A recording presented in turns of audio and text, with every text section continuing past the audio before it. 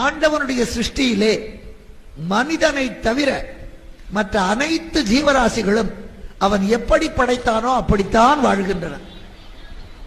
இன்றைக்கும் கிளி சைவந்தான், காக்கா எரியத்தான் திங்கும்.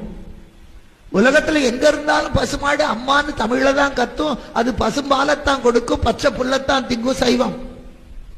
அவ்வளவு பெரிய உடம்பு படைத்த யானை உணவே இல்லாமல் இருந்தாலும் கூட தப்பி தவறி கூட அசைவத்தை உண்ணாது.